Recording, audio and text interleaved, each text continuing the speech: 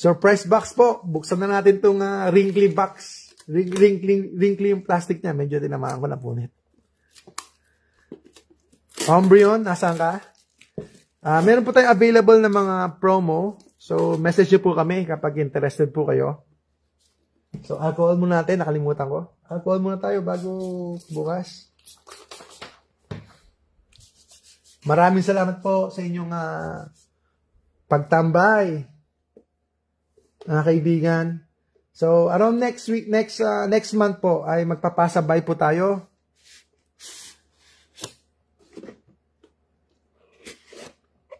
Oops, ito lang po pinakamatino. Ayan, Nax ha. Ganito po talaga dapat ang setup nito. Ganyan po talaga dapat. Andito sa loob. Ano yun? Ayun, parang vapor yun ulit. Vapor yun ulit, mga kaibigan. Pero okay lang. Ganyan talaga. Vapor yun ulit ang ating so, perfect Perfect yung pagkakalagay sa slot. Dito siya, tinan nyo yan, nangyayari po talaga yan. Tinan nyo, meron siyang tama rito. Parang meron siyang So, ibig sabihin, gumagalaw-galaw siya, pero hindi mo akalain na yung mismong karton na napaka-sturdy, medyo matigas-tigas dito, magkakaroon ng ganyang klaseng damage sa loob. Ayan. So, kung isang weird talaga, may mga weird na, especially sa booster, sa Elite Trainer box, medyo may mga UP-UP yung karton. Normal lang po yun. Ay, importante nga po, sabi ko sa inyo, seal. Yung seal. So, marami na ako na-experience na talaga may UP-UP yung Elite Trainer box sa loob. Pero, usually, pag wala tayo nakuha, magpa-paranoid tayo. So, ganun din ako. So, hindi lang po kayo, pati ako. Pati ako po, nagpa-paranoid, ano ba to?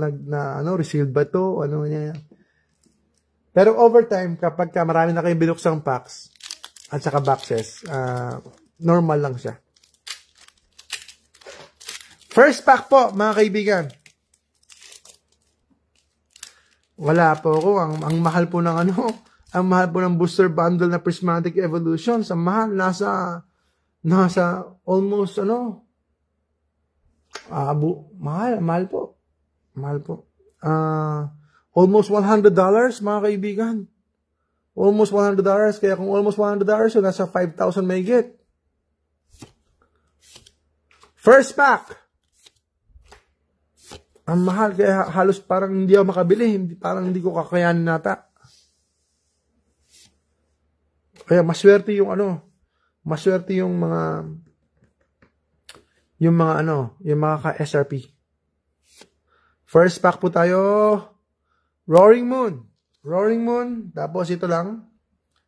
Sige lang po, mga kaibigan. Second pack. So, 4 packs tayo ngayon.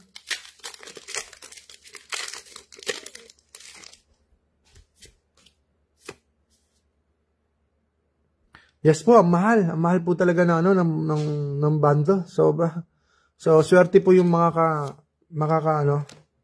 SRP. Ang SRP lang niya nasa $26, ang alam ko. Hanggang $30. Uy! Balneary. Pokeball.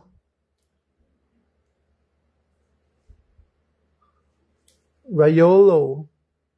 Evolution, sige na. Wala. Espeon. So, medyo mahirap talagang evolution.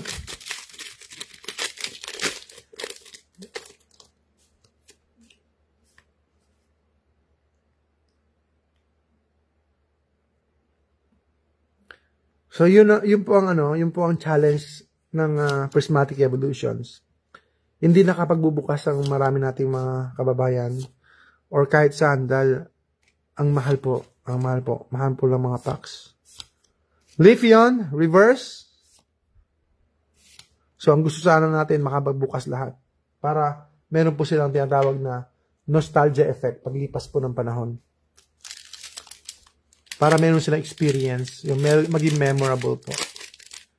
So, pagbuksan niyo po yung mga anak ninyo ng Prismatic Evolutions para meron din po silang experience sa Prismatic Evolutions.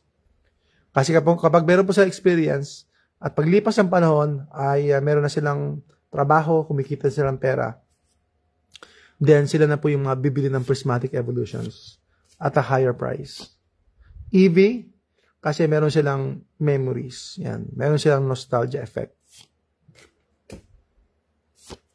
Regigigas. Last pack na to, di ba? Last pack na po natin. Executor. Uy! Oh, yes! Woo! Glaceon. Glaceon EX. Glaceon EX. Mga kaibigan, dali. Ninanamnam ko, maganda talaga. Ayan. Maganda po mga kaibigan. Nice. Magkano to? Ha? $300?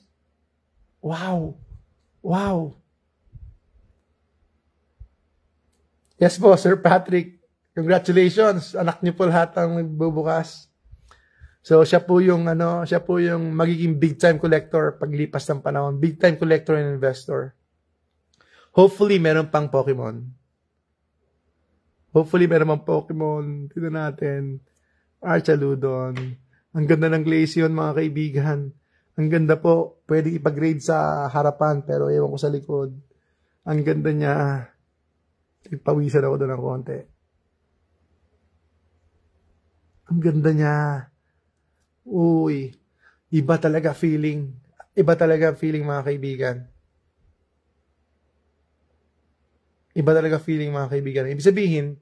Ang ibig ko sabihin, magbubukas ka na magbubukas, tapos dahil ganun siya ka-rare, pag nakuha mo siya, iba yung feeling, masaya ka.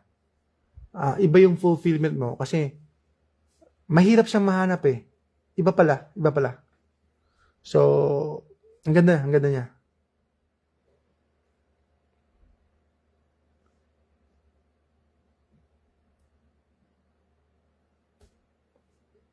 Ang ganda niya, mga kaibigan.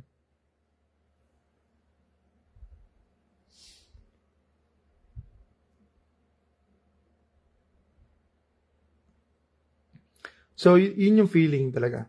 Sa tingin ko lang iba yung pagkaka-frost niya, oh. Ganda yung parang, glittery siya. Talagang, maganda, hindi? Ha? Oh, yan, Uy! Last pack magic! Last pack magic, mga kaibigan. Last pack magic yun. Last pack magic yun. Totoo ba yun? Last pack magic. Last pack magic yun, Tama na muna. Bukas lang ulit. Okay na ako. Ayan. Okay na. So, meron siyang dating kasi medyo ganun kahirap siya ma-pull. Tapos, dahil mahirap siya ma-pull, pag naka-pull ka, siya. Pero syempre, mauna muna yung disappointments. Maraming disappointments. Kasi, marami kang kailangang buksan. Pero, yun talaga. Yun yung risk natin. At saka, in a way, parang gamble. Hindi mo talaga alam kung anong mangyayari. Ayan. Tignan nyo, sabi ko sa inyo, di ba kung ano po yung box na medyo pangit, medyo wrinkly, or may damage. Sabi ko sa inyo, wrinkly yun. Pero, yun pala, meron naman. No? So, last pack magic yung mga kaibigan. So, who would have known, di ba? Ayan. Hold lang muna ako. Hindi ko alam kung ano gagawin ko sa mga cards na yan. Siguro hold lang ako. Naatat ako doon sa sa Paldean Fates. Nakuha ko ng Mew. Yung Mew nasa pa lang noon, nasa $80 dati. Tapos yung Charizard nasa $100. So naatat ako, binenta ko agad. Tapos same story with Magikarp. Same story. Magikarp is nasa $100 lang, may get 110 ata. So naatat ako. So, ganun din. Obsidian Flames, ganun din. Nasa, siya. Yung kakalabas lang, tapos maaga tayo nagbibenta. Siguro kapag hold lang. Same thing with the Terrestrial Festival. Nakuha ko rin yung Umbreon na Japanese. Yung Umbreon nun. So, hinold ko siya. Nung nakuha ko siya, nasa around 12,000 siya. Ngayon, ata nasa 20, kulang 20 ata ngayon. I'm not sure. 15 to 20 siguro. So, hinold ko, tumaas na siya ang presyo niya. Yan po mga kaibigan, no? Yan po ang ating live stream ngayong Thursday night. Maraming po salamat sa inyong lahat. Kung wala po kayo, then malamang-lamang ay wala po ako rito. Kayo po ang inspirasyon ko, kayo po ang nagbibigay ng lakas ng loob sa akin. Maraming salamat po sa inyo mga kaibigan, mga ka-Pokemon. PM nyo lang po ako. Kuminsan, yung mga reply namin, kuminsan hindi po ako nagre-reply yung mga kasama ko. Kuminsan ay hindi po siya personalized. Parang siya template na. Pero kapag nakita ko na nag-message kayo, yung mga regular customers natin, yung mga top fans natin, ayan, highly kayo. Parang, siyempre,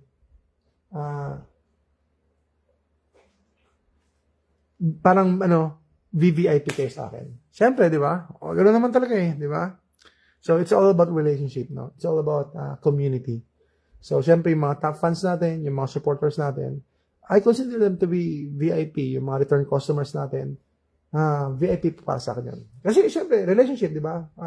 You make and create or build relationships and friends as well. Ayan po mga kaibigan, maraming salamat po. God bless everybody.